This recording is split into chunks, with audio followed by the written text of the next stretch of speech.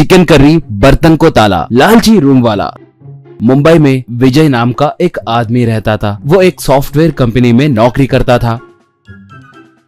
उसके कमरे में बिज्जू, रमेश नाम के दो लोग रहते थे। वो दोनों नौकरी पाने के लिए कोई कोशिश करे बिना घर में खाली बैठते थे। कभी कभार कमरे का भाड़ा भी नहीं देते थे। ये देखकर विजय बेचारों को कोई नौकरी नहीं मिल रही है सोचकर पूरा भाड़ा वो ही भरता था। कभी कभार वो खुद चिकन बिरयानी, मटन बिरयानी जैसे तरह तरह के व्यंजन बनाकर उन्हें खिलाता था।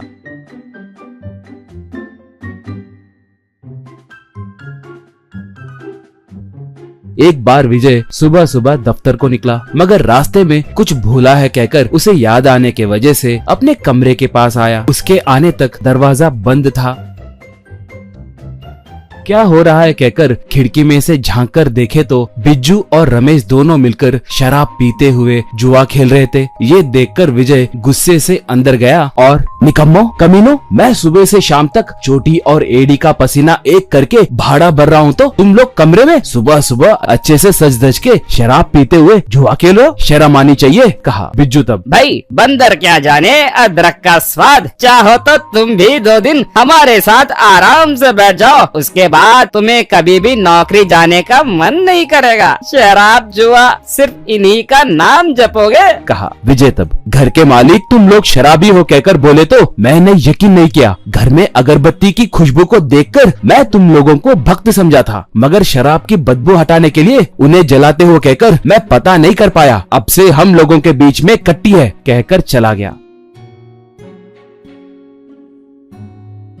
बाद में विजय नीचे जाकर घर के मालिक बाजवा को उन दोनों के बारे में बताया। बाजवा तब, क्या वो दोनों ऐसी हरकतें कर रहे हैं? उन निकम्मों को भूखे रखे तो वो लोग सही रास्ते पे आएंगे। तुम इस बात पे डटे रहो विजय, कहा। विजय उसकी बात मान गया।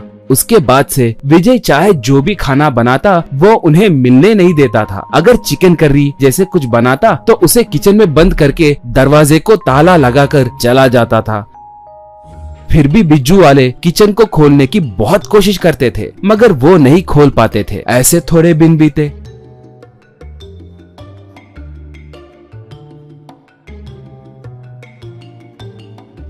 फिर भी वो लोग दारू पीना नहीं छोड़े।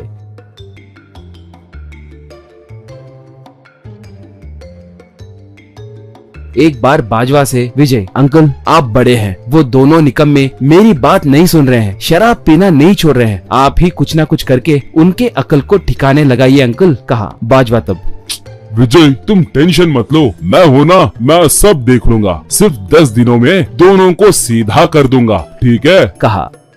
ऐसे थोड़े दिन बीतने के बाद किराया देने का दिन आ गया। बिज्जू वाले विजय को भाड़ा देने के लिए बोले। तब विजय, मैं भाड़ा बिल्कुल नहीं दूंगा, कहा।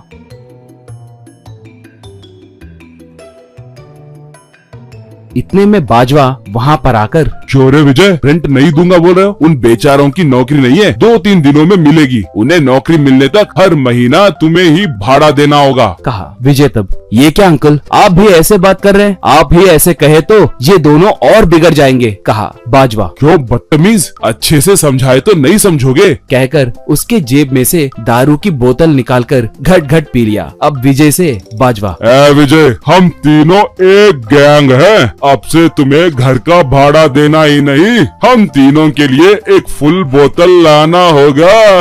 चिकन स्टफ भी बनाकर बिना ताला डाले दफ्तर जाना होगा, नहीं तो तुम नौकरी कैसे करोगे, हम भी देखते हैं। हम तीनों तुम्हारे कंपनी के पास आकर शोर मचाएंगे, ठीक है, कहा। उसके बातों से विजय दंग होकर, अबे कमीनो, शराब से दूर भागने वाले आदमी को सिर्फ 20 दिनों में जेब में दारू की बोतल रखकर पीने की स्थिति में लेकर आए। बाप रे बाप, मैं यहाँ और रहा तो क्या होगा पता नहीं। आप दोनों को बड़ा नमस्कार, तुम दोनों यही रहो, कहकर विजय बोरिया बिस्तर बांधकर वहाँ से भाग गया।